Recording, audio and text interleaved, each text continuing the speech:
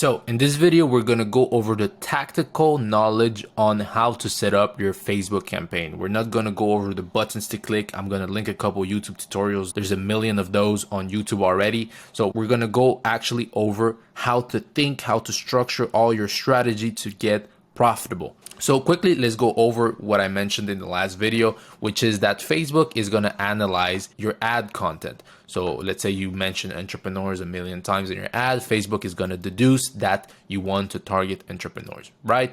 So that's why our strategy is based around this concept, which is called ad-based targeting. Now, what does that mean? Is that we want to limit the amount of buttons that we click, the amount of managing we do, because we let Facebook AI do most of the work for us. Now, there's two ad campaigns that we're going to run. Like mentioned before, we have test campaigns and we have cold campaigns. The test campaign is the first one. So the structure we're going to utilize is first a single campaign, and within that campaign, we're going to have multiple ad sets. By the way, a campaign is where you set your conversion event, meaning you tell Facebook, hey, I want leads. At the ad set level, that's when you tell it, hey, I want to spend this amount of money per ad set, and I want to target these specific people. Okay. And at the ad level, that's where you tell it, hey, utilize this image, utilize this form, etc., etc. So like I was saying, you have one campaign, multiple ad set, and in each ad set, you only have a single ad.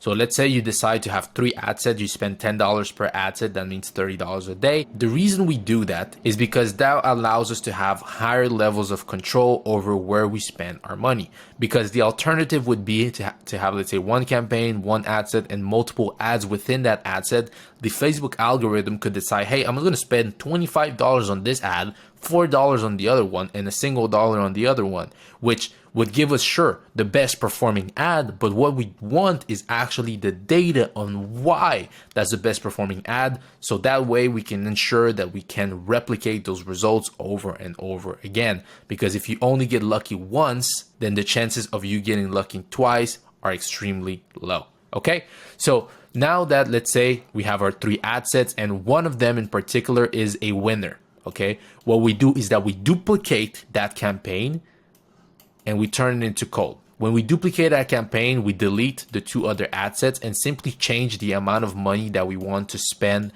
in that ad set. So let's say before we were spending $10 across 3 different ads. Now we can spend $30 on that one single ad set with that one single ad. So now let's say I have a campaign with 1 ad set and 1 ad, okay? And simply we launch this and we don't turn off the initial campaign. We don't turn it off until it performs better than this one, okay? So now I have 2 campaigns, the one who still has its 3 different ad sets running, unless they would be wasting money. And I have that one campaign that is now spending also, and let's say it now starts having a lower cost per lead or better lead quality than this one, then I can finally kill this one. But the second I kill it, my reflex should be to create a new test campaign to do all this cycle all over again to make sure that whenever I need a new cold campaign, I'm ready to launch it, okay? Now, maybe you notice I mentioned that it's spending too much or out of KPI or the results aren't good. How do you determine that? There's a simple way of determining that. On average, for most people, the maximum cost per lead should be $20, okay? Now, that may be a shocker to you because of how expensive lead packages are, but truly that's pretty much for most people what it should be like. If it's entrepreneurs, $40 is a better range to aim for, but let's say you want to target families or young professionals, whatever, $20 is a good place to aim for. How I go about determining if it's working or not, it's a dynamic system. So what I do is I tell myself, okay, I'm going to let it spend up until $30 spend. And if it hasn't generated a single lead, I'm going to kill the campaign. But if it does generate 1 lead before $30, I'm going to let it run. But I'm only going to let it run up until it generates 2 leads before reaching $40. And then it's going to be 3 leads before reaching $60, because I want to keep in mind that, let's say at the next dollar it spends, it generates a lead, would it be within KPI? Now, you can decide whatever your acceptable KPI is. I use $20 as a rule of thumb, but even if it, let's say 25, as long as it makes sense and it's profitable, it's okay. How do you determine if it is profitable? Simple. So you can do it in multiple ways. You can do it on your ad account, you can do it at the campaign level, or you can do it at the ad level. So at the ad account level, it's not recommended because it just doesn't make sense, because you're going to be doing a lot of tests, and because you're testing, it's going to reduce your profitability. So I'd rather do it at the campaign or ad level.